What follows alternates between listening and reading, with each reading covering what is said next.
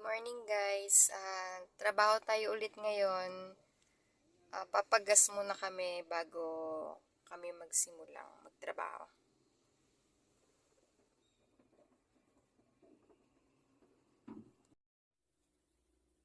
Hi guys, naghihintay kami ngayon ng booking, yung magandang booking. Eto.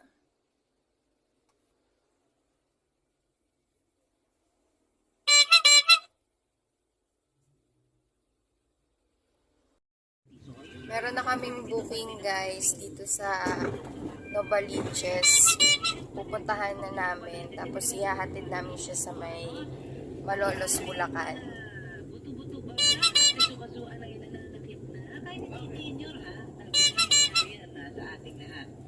Pag-uusapan po natin ang ating bone and joint health. Bukas sa Pinoy MBN, 7:30 in the morning dito po sa Pinoy MBN sa Double D. Ha? Kita-kita sa bukas yan. Hi guys, nandito na kami ngayon sa location ng pick up. Dito lang kami sa kanto kasi masikip yung kalsada papasok. Kaya iniintay lang namin siya.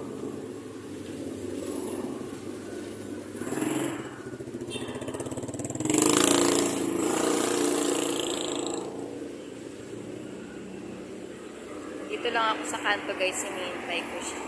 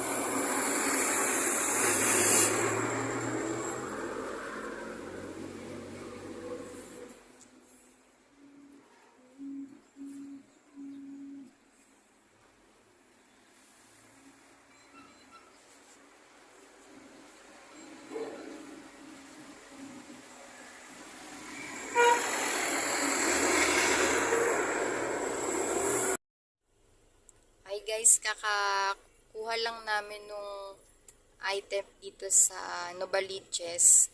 Nabot kami ng 1 oras sa paghihintay kasi hinintay pa namin ma-Gcash niya yung bayad dun sa pick up bago kami pinaalis. Kaya mag-a-add kami ng waiting time plus 100 as per Lalamove rules yun. Yan guys, papunta pa lang kami ngayon ng Malolos.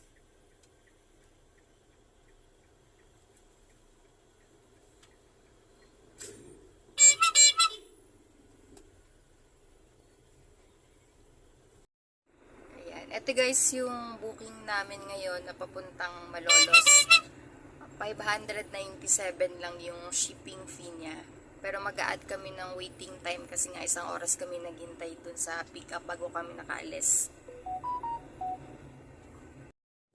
Ayan guys, papasok pa lang kami ng Mekawayan and Lex papuntang Malolos.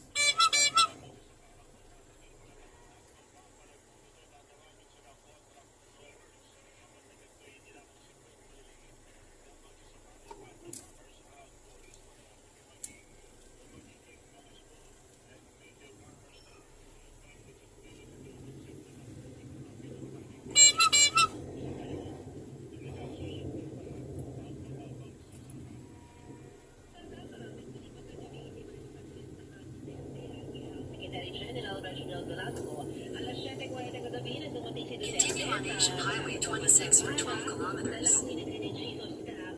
Sa quarantine facility ng Lapu-Lapu City Jail Male Dormitory. Ay Jail Officer 2 Dennis Balabat para Legal Officer ng Lapu-Lapu City Jail Male Dormitory.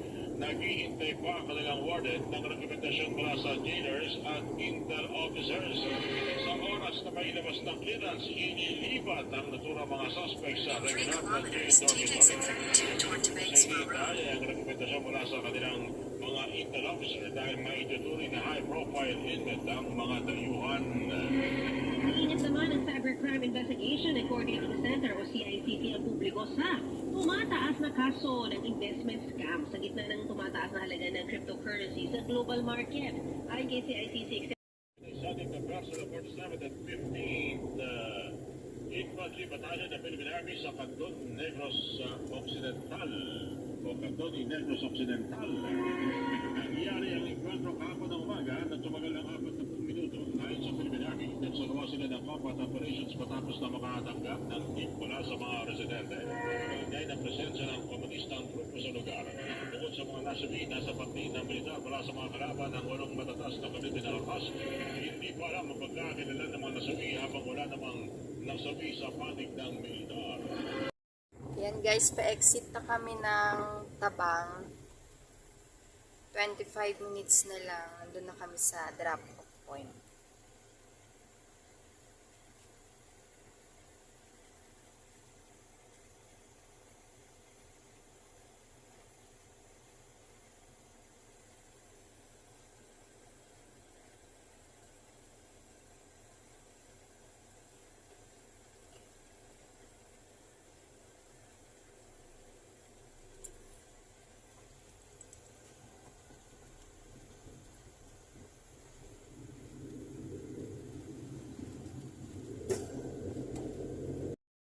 Hi guys, nasa MacArthur Highway pala tayo dito sa Malolos.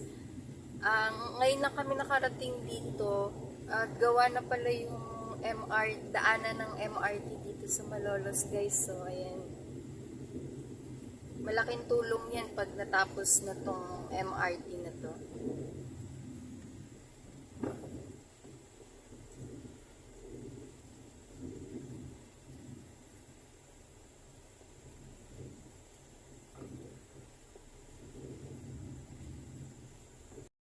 Guys, andito na kami sa drop-off point sa Malolos. Ayan, ito yun. Yumi Mini Mart and Cafe. Ginagawa pa lang pala siya guys, kaya pala yung diniliver namin sa kanila ay mga carpet para dun sa ginagawa. Isang patong, ganun. Parang pareho. Ha? Isa lang. Hindi yun doon, di ba? Kulay doon. Ayun o. Dumilim mo.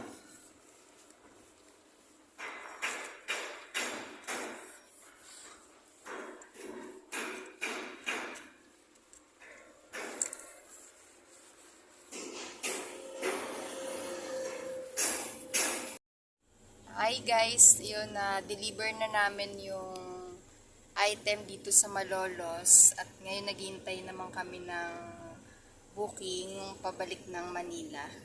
Dito kami ngayon sa naghihintay lang kami. Tapos meron pala dito guys, ayan sa tapat ng pinag-parkingan namin, may nagtitinda pala dito ng mga malalaking figurine ng mga, may mga santo tsaka may mga character sila. Anime character, Santa Claus, tapos may mga Mama Mary, ayan, may mga parol din. Dito yan guys, malapit sa Walter Malolos.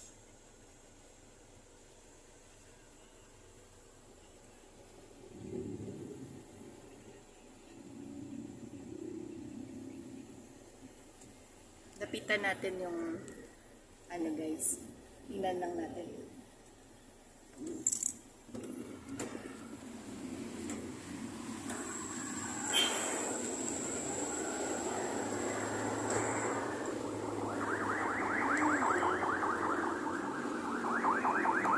Itong cute. Ang cute ang liit ng Santa Claus. Ito white. May dala siyang lampshade.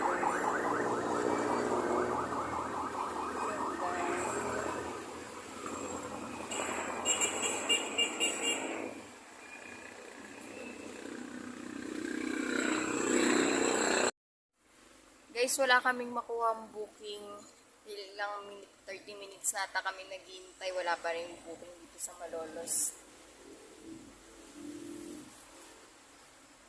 Mahirap pala mag-book ng malayo kasi pag walang pabalik. So, dito lang kami guys, maghihintay lang kami hanggang sa may makuha kaming booking. Ayan guys, sa wakas nakakuha na rin kami ng booking dito sa Malolos. Papunta siyang Marikina. Yan, pupuntahan na namin guys yung pick up.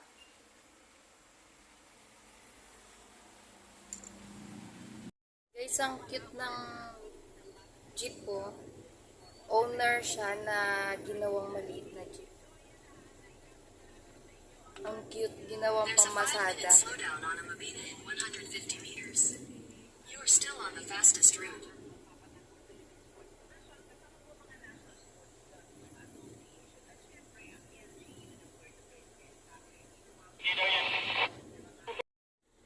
Guys, nakuha na namin yung pipick upin dito sa Malolos papuntang Marikina. Eto siya guys, so ang laki niya. Muntik na siyang hindi magkasya. Pinagkasya lang namin siya dito sa loob ng kotse.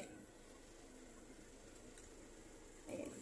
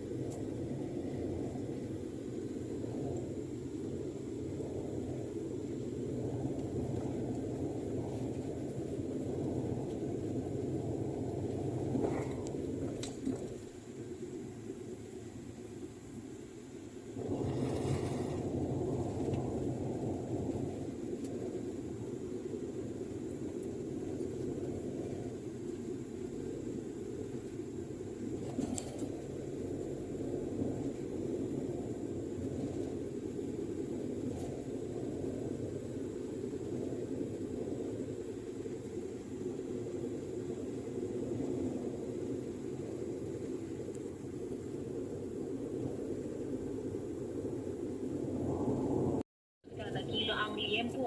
Maganda rin anya ang produksyon ngayon ng manok. Sa katunayan, tumaas pa anya ang produksyon nito ng halos 6% nitong huling quarter ng taon. Kaya matatag ang presyo nito ngayon. Inilabas na ng Department of Labor and Employment o DOLE ang mga panuntunan sa pagbibigay ng 13th month pay. Ayon sa DOLE, saklaw ng 13th month pay ang lahat ng mga rank and file employees sa pribadong sektor anuman ang posisyon. Totoo. DDW number 1 sa Mega Manila. Ang Bear Brand Junior para sa 1 to 3 years old, 195 pesos lang SRP ng 400 gram pack. May 2.4 kilogram din. Bear Brand Junior para sa 1 to 3 years old. The use of milk supplements must only be upon the advice of a health professional. The unnecessary and improper use of this product may be dangerous to your child's health. EO 51 CA number 006, series of 2024. Masakit ang ulo ko. Greg, may work pa. I-Biogesic mo na yan. Gamot agad? Baka may side effects. Iba ang Biogesic. Most doctor-prescribed brand is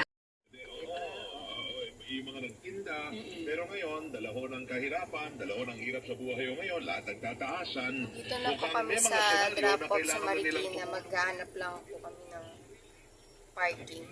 Medyo maskip lang po dito.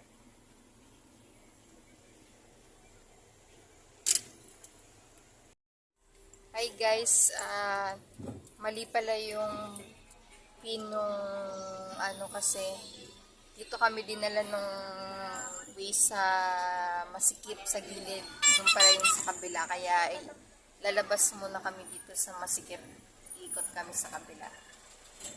Sobrang sikip dito.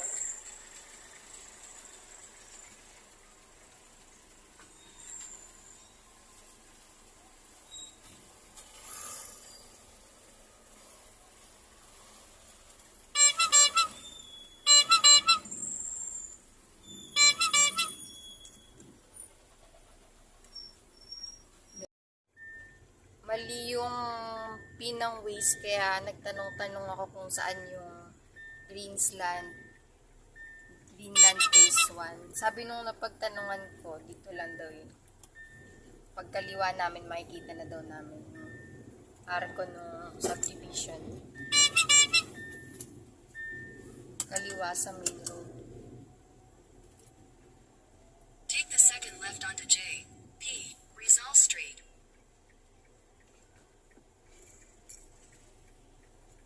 Dito na kami guys sa tamang address. Magandang subdivision pala to. Dinala kami ni Wiz dun sa Masikip. Sa kabilang side pala In yun. 150 meters, turn right Dito na onto kami. Paris Malapit Street. na kami. Hanggang dito na lang guys. Tapos na kami sa mga bookings. Nahatid na namin lahat. Uwi na kami ng asawa ko. Pero kakain na muna siguro kami sa Jollibee bago kami umuwi. Kasi medyo matraffic na rin ngayon. Rush hour na. Please like, share, and subscribe to our YouTube channel. And follow us on Facebook, Team Vlogmas. Thank you guys. Sa ulitin ulit. God bless.